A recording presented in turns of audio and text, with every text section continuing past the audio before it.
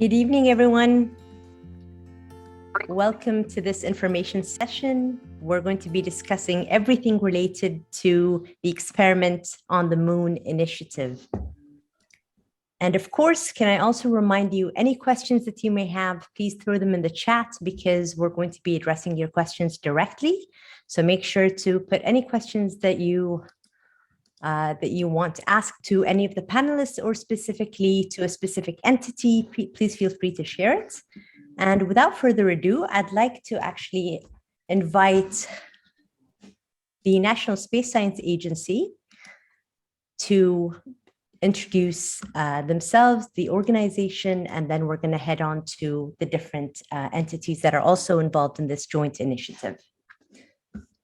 So, Ms. Rasha, over to you, please. Okay, can everyone see my screen? Yes, I can. Great. اسمي رشا العمد من قسم التخطيط الاستراتيجي والمشاريع من الهيئة الوطنية لعلوم الفضاء. طبعا حضوركم اليوم معنا شرف كبير إلنا، وخاصة لكم لتتعرفوا على آلية الاشتراك بمسابقة إطلاق تجربة إلى القمر. طبعا إحنا كتير متحمسين كون البحرين رح تمثل الوطن العربي في هذا الحدث العلمي التاريخي. Just before we start, allow me to quickly introduce the NSSA, our goals and initiatives.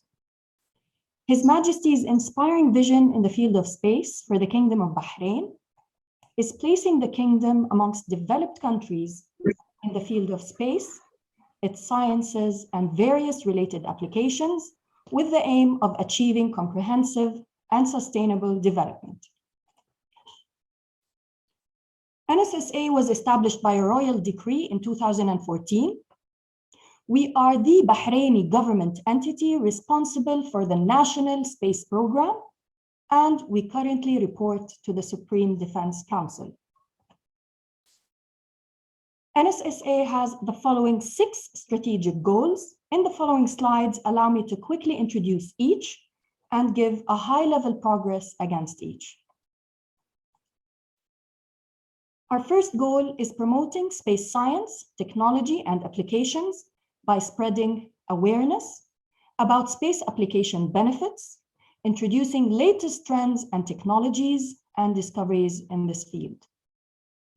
For that goal, I'm sure you have heard and even participated in many local events and competitions taking place in the kingdom, such as this one today.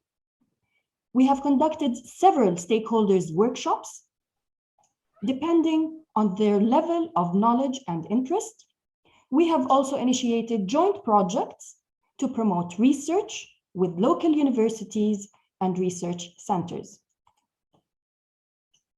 Our second goal is building capacity of our team in 3 main fields: Earth observation, satellite building, Earth observation satellite operations, data and image processing and analysis. Some of the examples mentioned below include attending postgraduate studies in the UAE and UK, attend specialized training courses in India, Russia, and the Netherlands, and working on joint projects that achieve knowledge transfer. Most notably is having our Bahrain space team work on building 2 CubeSats as part of their higher education studies in the UAE. VabiSat was launched in Feb this year, and another one is proudly expected to be launched soon. Our third goal is constructing a sound infrastructure for achieving comprehensive and sustainable development.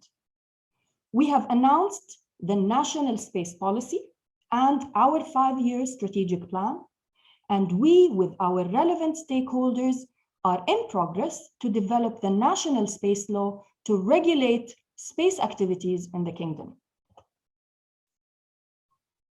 Our fourth goal is establishing regional and international relationships of cooperation to achieve knowledge transfer and work on joint projects.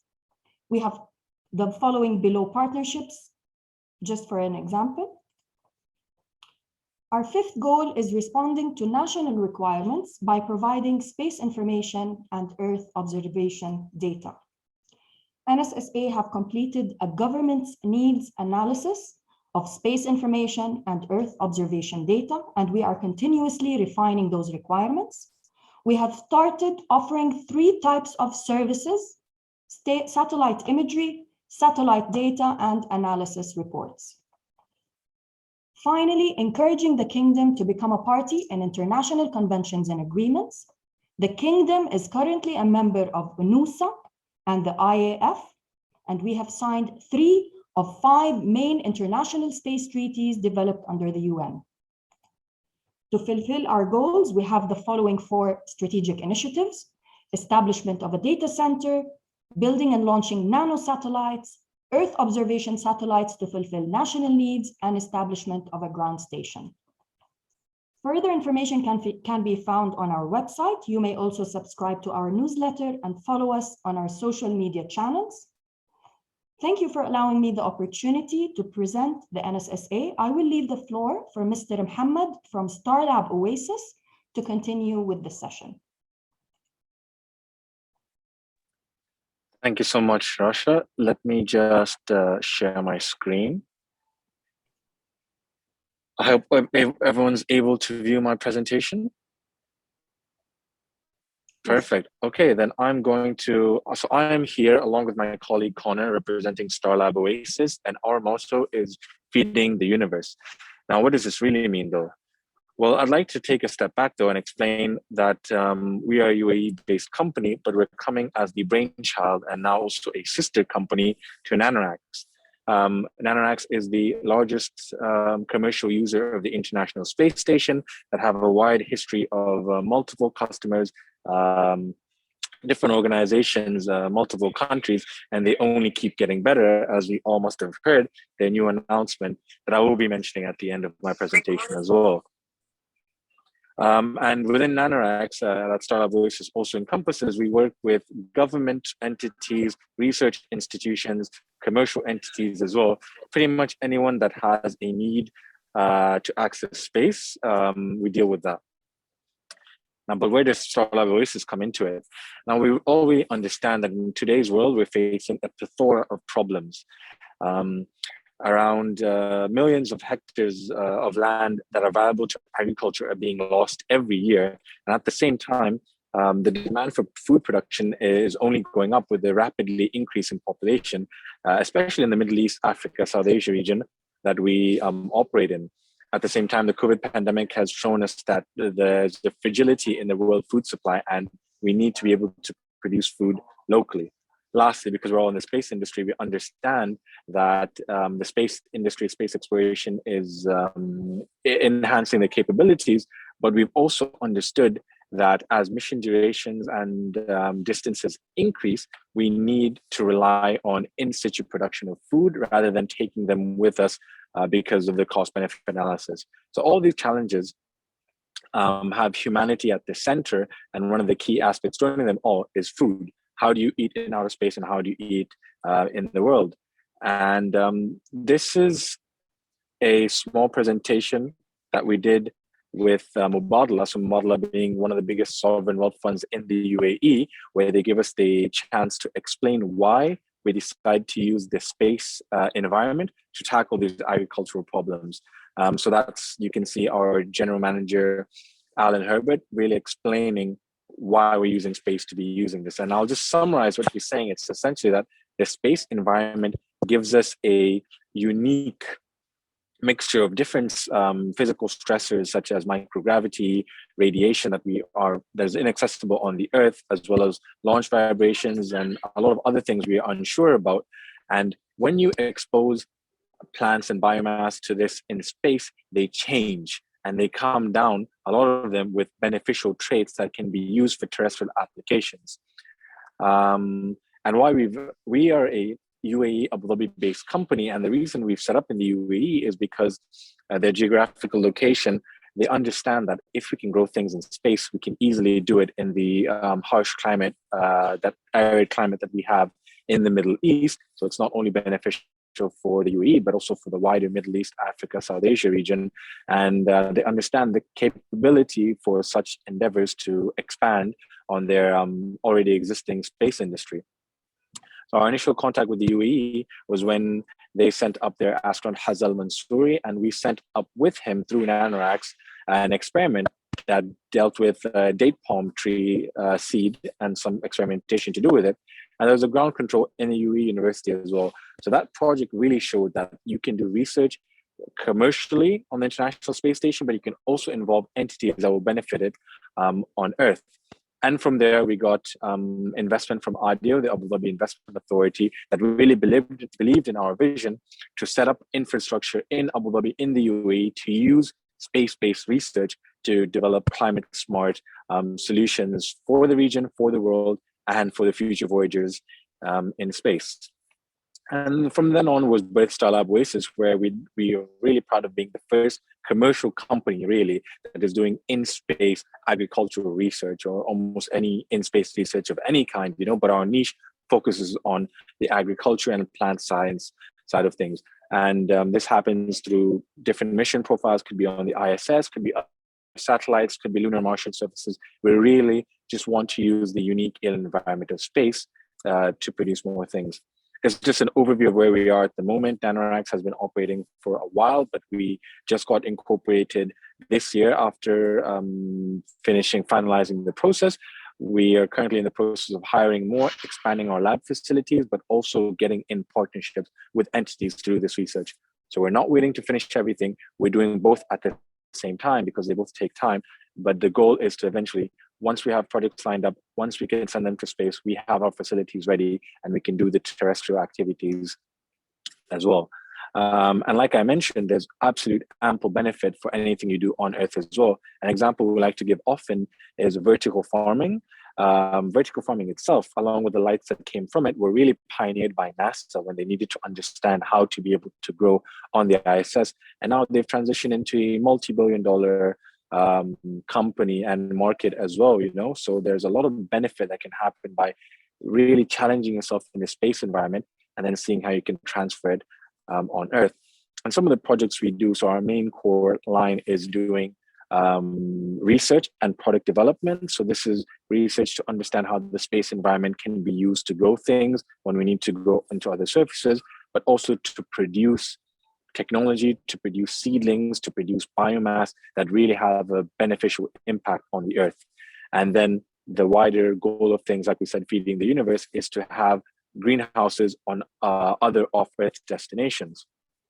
So just an overview again, we do the research, but also if entities already have research they want to conduct, we act as specialists from our engineers and our team that understand sort of how the payloads need to be designed and processed for this new space environment to ensure that you're really getting the most out of any experiments that need to be done. But at the same time, we just don't want to provide this service and let it off to you. We want to be involved completely in the research aspect and use these capabilities to further both terrestrial and outer space endeavors.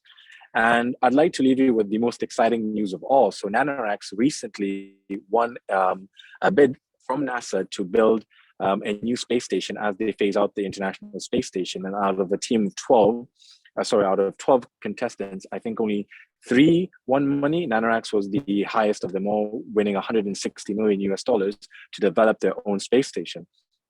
Operational in 2027, that will have both NASA and non-NASA, so commercial astronauts and payloads to be operated on this space station that has a similar name. Now, what's really important though is Starlab Oasis will be dealing with the design and use of agricultural activities on this new space station. And this is really going to be putting into everything that we will be working on towards the years. They will eventually be able to have a recurrent revenue stream, but also just ensure science can always be done continually in low Earth orbit to set up as the basis for any terrestrial applications and any future endeavors we do in space. And that's basically what we do. And we're really excited to work with everyone here that's involved to see how we can work together and all of us contribute to the future of humanity that will be honestly in space. Thanks very much, Mohammed. If I may now ask Ms. Neda and Dr. Bassam Al-Fili from Orbital Space to share their presentation with us.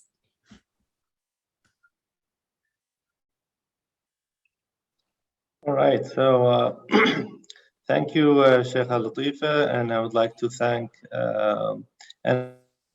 NSSA for inviting us to this session. Of course, we are very proud and honored to be collaborating with NSSA. This is not our first collaboration, and for sure it's not going to be our last. We continue to work together toward achieving our mutual objectives. We are also proud to be partners with NanoRacks and also Starlab Oasis. We have actually worked with NanoRacks in the past in a space mission that was launched in 2020 to the International Space Station.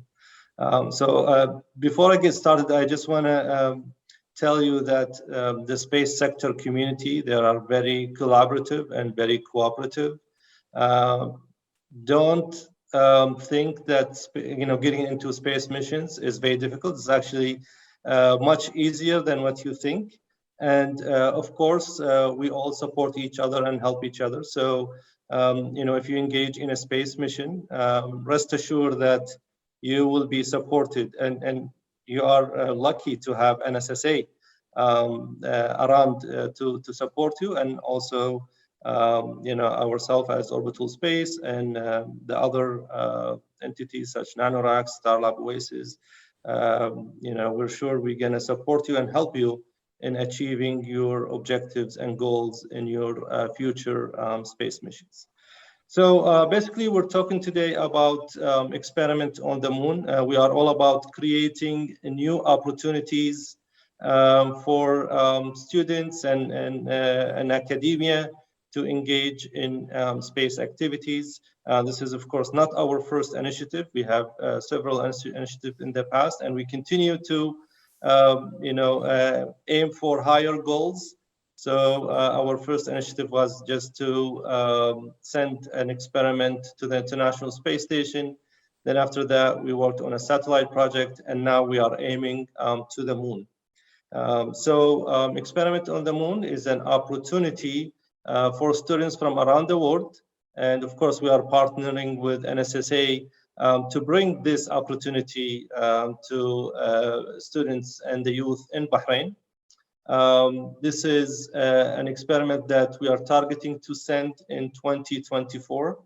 And it will be the very first student mission to the moon. As far as we know, there are no such opportunities that have been offered in the past and being offered currently. So this is the first and the only opportunity that's open to students to actually send their own experiment to the surface of the moon.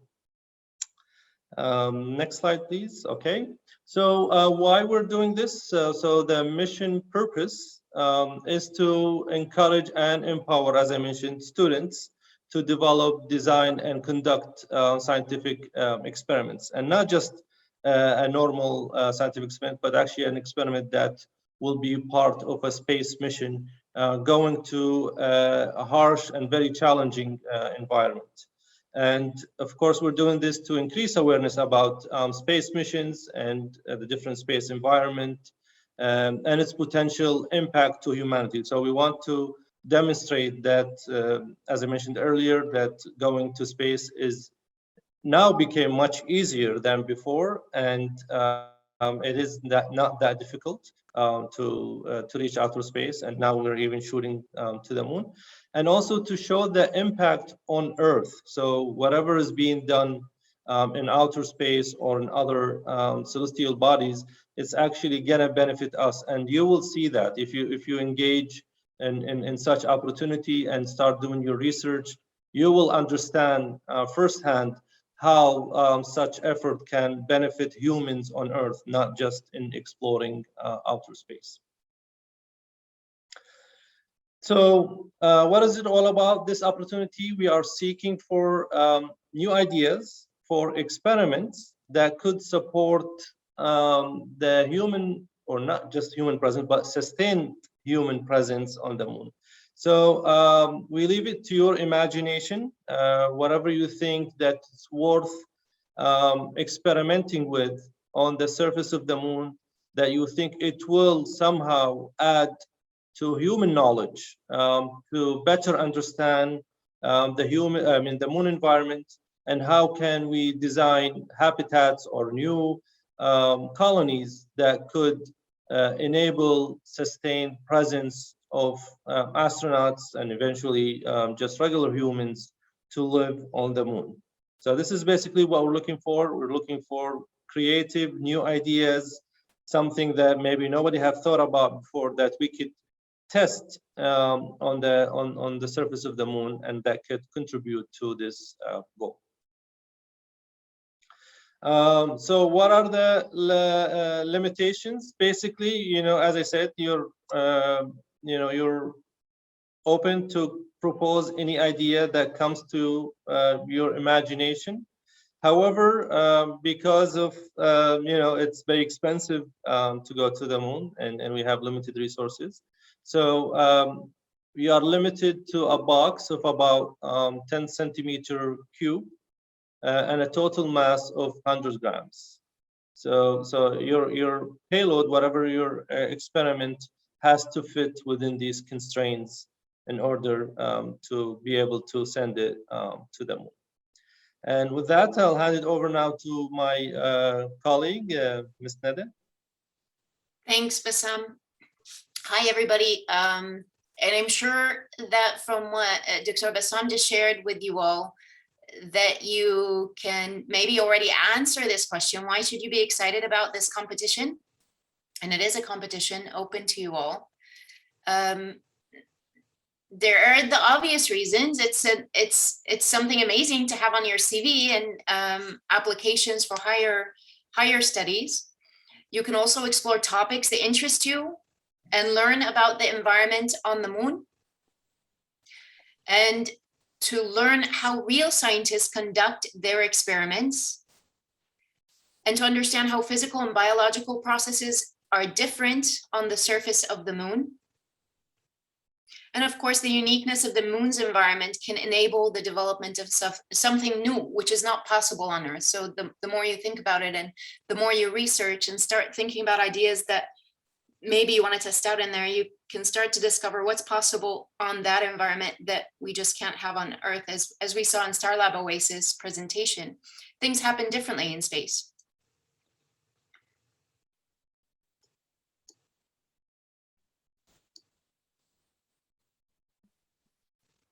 Now, who is eligible to enter this competition? It's open to all students 18 or older. And you can participate as an individual, or you can participate as a part of a team. You can also participate if you're a younger student, as long as there are 2 team members that are 18 or older on the team. And of course, any of your team members can come from any country also. There's no specific qualifications or expertise in this field required. And I would really highly encourage non-expert individuals also and teams to compete and to propose ideas. And I think that it would really be beneficial to if you're working as a team, to try to form together interdisciplinary teams and to get creatives on board with you, because the arts and convergent sciences will work very well together to come up with something unique and original and creative. So how would you take part in this competition? Okay, the first step, of course, is to form your team and put your idea together. You have until the end of May to submit your idea, and that idea will be submitted via form on our website. And you can see there our website is orbitalspace.com. I'm going to have a QR code also on the next slide, so you can photo that and link directly to the competition page. We're going to announce the winner in mid-July, and you'll have several months to prepare your experiment, and then 1 year for testing the payload, and then the planned launch to the moon is 2024.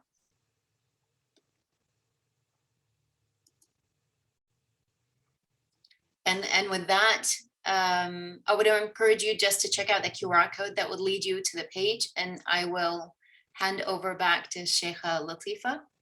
And thank you very much. Before we hand over to Sheikh Latifa, I would like to repeat again that please be brave, and I encourage you to submit ideas. And as I mentioned, we will support you. You will not be left alone.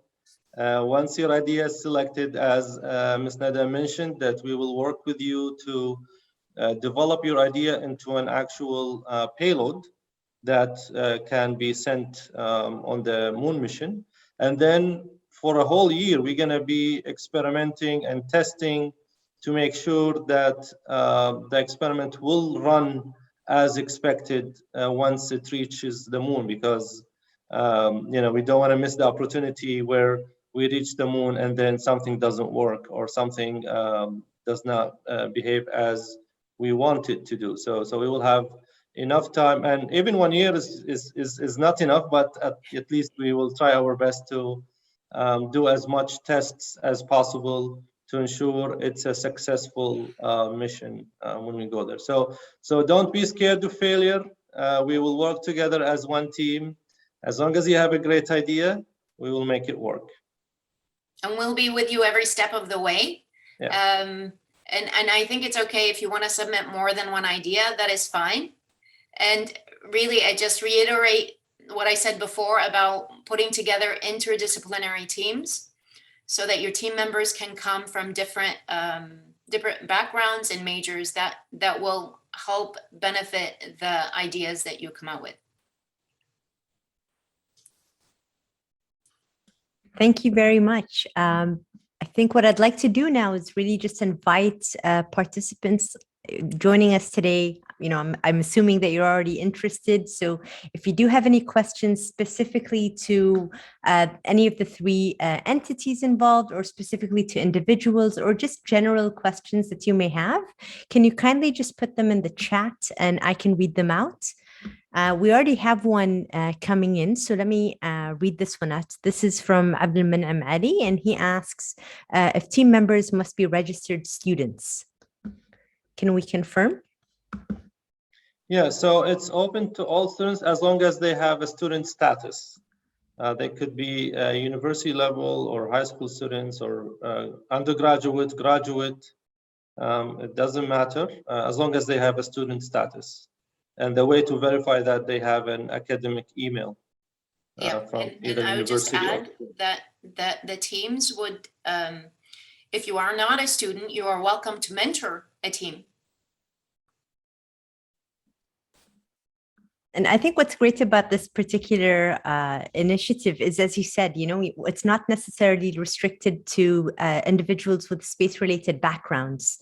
And I think that's where, the innovation really comes into place, because you do want different perspectives. You want potentially like different, even age groups who may look at, the situation in a completely different light. And so, when you're thinking about forming your teams, I think this is really important to take into consideration. And I think Ms. Nada really tapped into having interdisciplinary backgrounds that will add value to the contribution that you're going to submit. So keep the questions coming. All right, we have another one coming in from Faris, and he asks, other than the dimensional limit, is there any guidelines or limits to what the experiment can explore? Is there a specific purpose that is required for the experiment to have? The purpose of the mission is to explore ideas that will explore sustained human presence on the moon. And beyond that, it's open to all of your ideas. Yeah, so basically, to sustain human presence, we need to understand the moon environment. How the environment in the moon can impact, let's say, living organisms, whether humans or plants and food and water, anything that humans need to sustain their living on such environment. We need to better understand. So any experiment that could contribute to our knowledge about the moon's surface and the environment in the moon is welcome. And when it comes to other limitations, there's no other limitations except, we cannot accept something explosive or radioactive. So as long as you don't ask for something, that could be dangerous or can have a high risk on the mission itself, then it should be okay.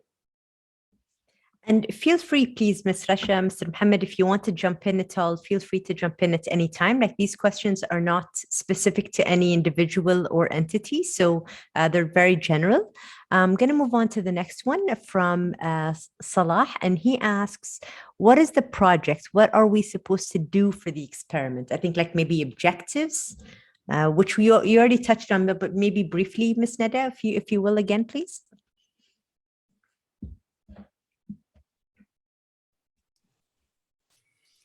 So the higher level objective of this is to get you thinking the way that a scientist will think, and to get you to develop a scientific experiment and take it from A to Z in a way actually that's never been done before by students to the surface of the moon. The other objectives is to explore ideas and be creative with your ideas, be free with your ideas, and just experiment and explore and see what's possible. And really to take the word impossible out of your vocabulary and just let your ideas be free and be creative and just try. So maybe as a tip, the first thing to do is maybe do some homework about the moon surface and the moon environment. There's a lot of information. If you go online and search about the moon and environment and moon surface, you will find a lot of good information. So do your homework first, see what we know so far about the moon surface and the moon environment, and then think about what else can we do to add to that knowledge and increase that knowledge to help us better understand the moon. Yeah, that's a great action step, honestly. Like, this is where you would like to go. And don't feel overwhelmed, but the first thing to go back to is do your research, do your homework, and that will give you more insights. Mr. Mohammed, I think you wanted to add something, please. Yeah, I was just going to say, if I could add the industry and the scope to do experiments such as on the moon really is far from saturated. There's a lot of room to improve. There's a lot of things that, for example, even students that are thinking outside the box could come up with ideas that even someone like NASA or someone like any other governing body that does interplanetary missions hasn't thought about. So that's one other thing as well. We're just looking for new innovative ways of approaching this. I can particularly say in terms of plant science, there has been not that many, the most recent one being the Chinese mission on the far side of the moon, and that's about it, but now we're dealing with new constraints, we're dealing with different things, and having many minds working towards it, many young minds as well, really just opens up the pathway to just discover different innovative ideas in a field that's really new, so we're looking to learn as much from you as you are to us from this project. Fantastic. Thank you for that. So we have another question coming in. Is there a limit on how many members can be in a team? So this question actually is repeated because we have another individual who also asked about the maximum number of team members. So maybe we can address both of those questions together. I don't think maybe Bassam can jump in here, but I don't think we have an idea of limiting the team members, but there's also like an optimal number for a group to work. So we haven't limited the team numbers, but I guess you guys can think about that for yourself. What would be the best way for you to work? Yeah, so that is actually there is no specified limit. But it's from my own experience, I can tell you, choose your team wisely because they can, having the right people will significantly increase your chances of success, and having the wrong people will also increase significantly your chances of not succeeding. So choose wisely the team that you want to work with, and make sure you have, as Mr. Nada mentioned, a diverse team, and also good size that you can all work together in harmony. If you have a very big team, you might end up in lots of communications issue or misunderstandings. Yeah, that's a great point. Synergy more than anything else, right? You want to be able to start with the same team and hopefully, complete the project together and without, any kind of conflict, really building on each other's skills and sets skills and knowledge. So let's move on to a question coming in from Associate Professor Dr. Mohammed. He says, thank you very much for such an amazing opportunity. I just would like to ask the respected panel if there is any funding or financial support for this particular project for students. So we are sending your experiment to the moon for free. So that's the financial support. Funding the whole thing. Yeah. If that's not a big enough incentive, honestly, I don't know what is. I think it's not every day that you have an opportunity to have your experiment like literally just launched to the moon. So that in and of itself, just that financial burden is something that you don't have to worry about. That's fantastic. All right, so we have another one coming in from Nidal. He asks, the experiment will be conducted on the near side or the far side. Will the payload of the experiment be recoverable or will it just stay there? So it's most likely going to be on the near side, and we're still negotiating, but most likely it will be maybe in the southern part of the moon. So the South Pole, most likely, because this is where a lot of interest now in the upcoming missions is to explore that part of the moon because of the evidence of water in that region. So most likely it's going to be in that region of the moon. Now, as far as recovering, no, most likely it will not come back, so it will stay there. But the idea is to have the data sent back to Earth. So I'm just going to go back to a question that was sent over by Salah, and he's asking if they have to discover something new and that it has to be in the moon. No, not necessarily. As we mentioned, the idea is to do an experiment, and the experiment is to test some hypothesis. So after you do your homework and decide which area or which idea you want to explore and test and collect data, that's enough. The success of the mission is that you actually receive data about what's happening with your experiment in the moon, and from there you can come up with conclusions. But no, not necessarily having a breakthrough or a new technology. But if that's the case, that will be great. We'll be happy actually if you can come up with something new. That's an added pressure right there. And hopefully, you welcome the pressure, Salah. Let's move on to Karim. He asks, an experiment in 1000 cm3 and 100 grams is too small. This means that this is a part of a bigger experiment from which we can have extra, such as electronic or power controls. Is that correct?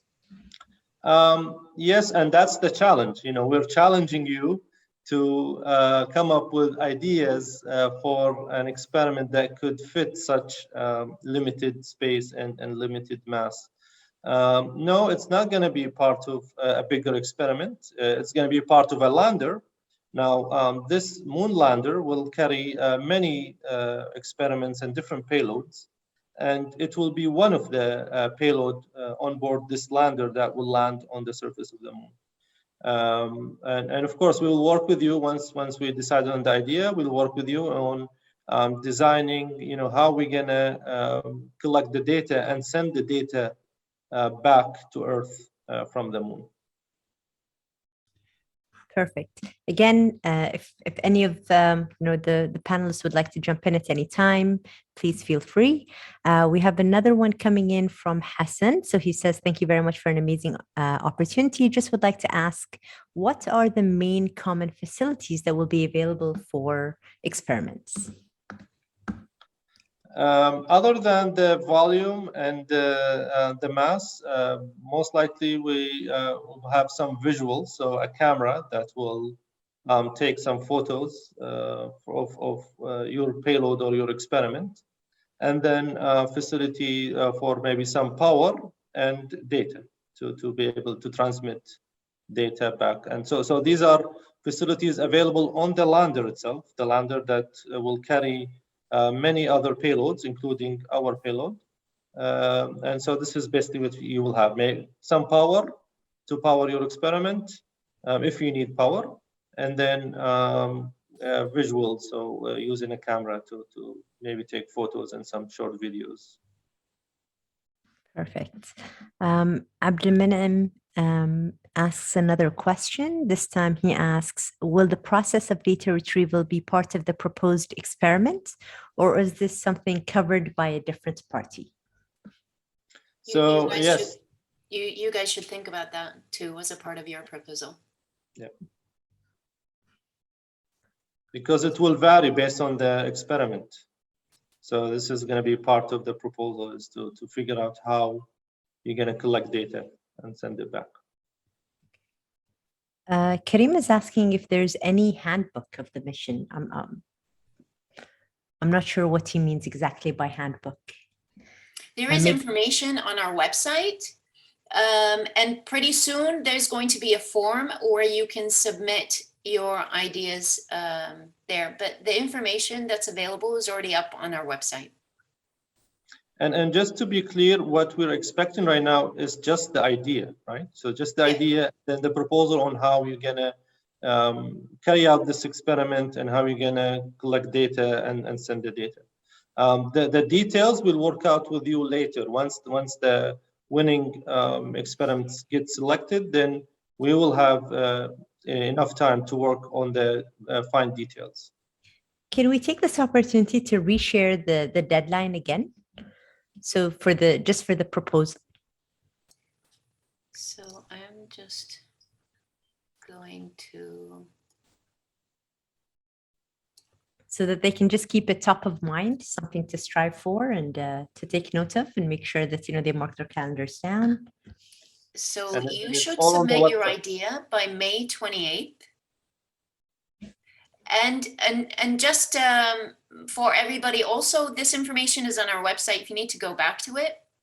So submit your idea by the end of May, and we'll be announcing the winners by mid-July. So the first critical date coming up is May 28th for submitting your ideas. So you have about 6 months from now. Yep. Give and take to come up with good ideas. Thank you very much, Ms. Mehda, for this. Just going to go back to the questions right now. So Salah is asking if they have to do some kind of a report. And if that's the case, then, what's the word limit on the report? So right now, we are only asking for the ideas. But yeah, once the idea is selected, then yes, they have to go through what scientists normally do. So yes, you have to document everything, and you have to go through the journey of designing the experiment, setting out your hypothesis, writing reports, and once you complete the mission, do the analysis of the data collected, come up with conclusions, and hopefully maybe you might end up publishing your findings in some scientific literature. It's the first student experiment to the moon. Yep. Inshallah, yes. And it's a fantastic opportunity. It may open up, doors like, the scientific research, which is fantastic. All right, so let's go to Faris, who asks, what are you looking for in the submission proposal? Is it a document explaining the experiment in extreme detail, or are you just looking for something else? Nada, do you want to take that, or should I answer that? You go ahead, Bassam. Okay. So right now, just the high-level idea with some details. We're not expecting thousands of pages because we're going to receive a lot of submissions. So be concise, be to the point. Make sure that you defend your idea and have a good justification. Why should we choose your idea among other ideas to go to the moon? Why it's worth sending to the moon? So this, focus on the objectives and the justification for being selected, and then provide some details just to demonstrate to us that you understand what it takes to complete this project when it comes to the science experiment. Don't worry too much about the space segment part, how it's going to get to the moon. That will be our part, but focus mostly on the experiment itself and how it's going to contribute to our knowledge about the moon. Great. Moving on to Kareem, we have to think about the limitation to choose a suitable or a good idea. I'm not sure there's a question. I think maybe it's just a general comment. But we do have Nadal who asks specifically about the kind of camera. So what kind of camera will we have on the lander? Is it going to be a multi-spectacle, hyperspectacle, or just a simple camera? Mounting a hyperspectacle camera on the lander by itself can be very interesting experiment from which we can obtain a wealth of information, he says. No, it's just going to be a normal imaging camera, and this camera is not going to be specifically for this experiment. There will be several cameras on the lander itself, just to monitor the lander itself, as it's land on the surface of the moon, and then to continue looking at the status and the health of the lander and also the payload. So it's just going to be a general camera that it's not going to be dedicated to us. We will just have some time slots that we will have the lander owner direct the camera toward our payload and take some photos and images. So it's not going to be all the time. We will have to agree on certain times that we will ask them to point the camera toward the payload. Thank you very much for this. Thank you, Nadal, for your question. Dr. Hanan, welcome. Good to see you with us. Dr. Hanan is asking, is there an upper age limit, like engaging postgraduates? No, you can be as old as 100 if you wish. If you're a student, you're in. As long as you're a student. Very nice. Faris again comes to us with another question. He asks, does each team require a mentor, like a university professor, to be a part of the proposal? Yes. Yes, that's important. And maybe if we can just speak to the value of, having a mentor, like what would that add to, the team? Nada, do you want to take that? I think it's more than advisable to have a mentor that will be there on hand with you. I mean, we will be there also as mentors every step of the way for the winners. But it's important to have somebody who is on hand with you to take you also through the journey, to advise you, to give you feedback as you write and develop your reports, even as you write and develop your idea. Somebody with experience and is knowledgeable in whatever is the scientific field that you choose to go for, that will help take you and make sure that your work is the best that you could make it.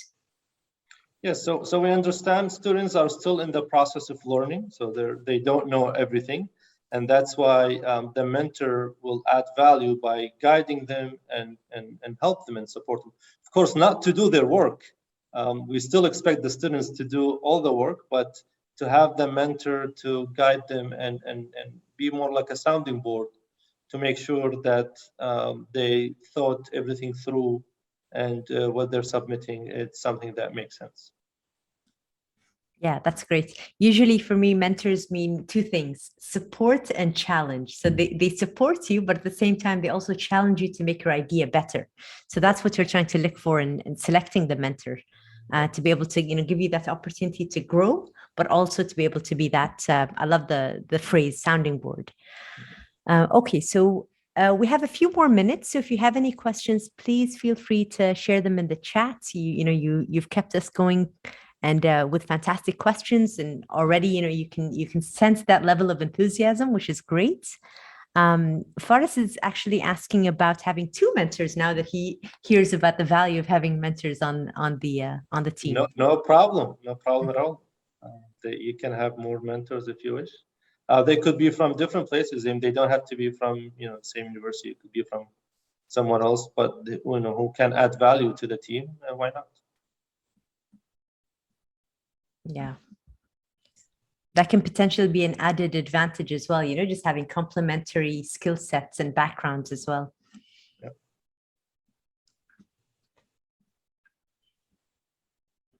So if you have any more questions, please feel free to put them in the chat as an example. So Salah is just asking like a general question about like what could be identified as a discovery. That's an interesting question. So as I mentioned before, you have to do your homework to see what has been learned about the moon so far.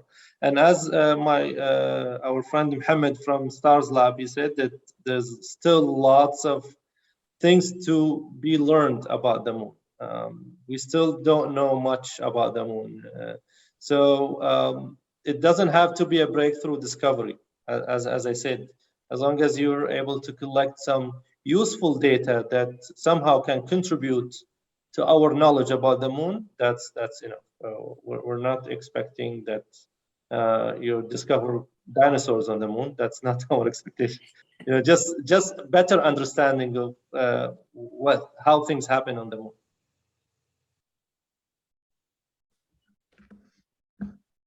If you want to add anything here, Mr. Mohammed, feel free. Otherwise, we'll just wait if there's another question that might come up, while we're waiting. No, I think that's good. Like we mentioned, our primary source of focus is agriculture and plant-related space payloads. So we're really looking, and hopefully someone will decide to explore this avenue as well. Like we mentioned, the constraints given on the project are very different and non-conventional to what has happened before, but this is how innovation really happens. You need to have new boundaries, new challenges, you need to push them. So yeah, we're hoping that people can also just tap into our expertise as well once they've decided to hone in on a project, and we can just have some great science on the moon. Oh, is that volunteering to mentor, Mohammed? We'll see as things go on, depending on the level of projects and everything. That's great. Okay, so we have two more that just came in. Faris asks about, will the slides and yes, absolutely, Faris. This session is actually recorded and it will be uploaded on NSSA's YouTube channel as well. So be sure to stay tuned for that. And I don't know, Ms. Neda, will the slides be available at all to download, or will all the information anyways be available on the website so they can go back to easily? All of the information is there on our moon experiment on the moon webpage, which you can get to from our projects on orbitalspace.com, orbitalspace-.com. Yep. I will. Shall I just share the QR code again quickly? Yeah, I think that would be really great if you could, please.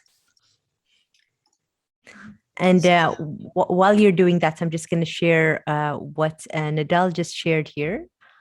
He actually, 1 second. he was a consultant at NASA. So, and he's actually offering to volunteer and help mentors and or help, or let's say be a mentor and help students. So that's actually really, really amazing. So for those of you who are interested in students among us and who would like to get in touch, it's very nice of him to put his information out there. So if I were you, I would definitely take him up on his offer and reach out to him by email. Thank you very much. I can see your smile. It's beautiful. Abdelmanam is just curious, which is good. We need you to be curious for this this kind of a project. So keep the curiosity going. What are the risks of contaminating the moon, for lack of a better word, and what kind of experiments are ruled out due to these risks, if any? So yeah, we have to be very responsible not to damage the environment on the moon. So as we mentioned, the experiment will be contained in the container. So nothing will come out of that container that could contaminate the surface of the moon. So the risk of contaminating the moon should be minimal because everything will be enclosed. And this is something that we also will work with the lucky winner to make sure that we don't contaminate the surface of the moon. Also, you have also to remember there's no human intervention there, Yeah. so it's a completely self-contained experiment. Mhm. Perfect. So, so I think maybe, Associate Professor, I'm not sure if you want to know a little bit more about the criteria for the research. So he wants to get the main criteria of research area to narrow down the scope of the research. So I don't know if he necessarily means the criteria itself. Yeah, so on purpose, we left it wide open because we want to look for creative ideas. So basically, there is no specific criteria other than the limited volume and mass, as I mentioned. And of course, when it comes to the materials, nothing explosive or radioactive. Other than that, it should be okay.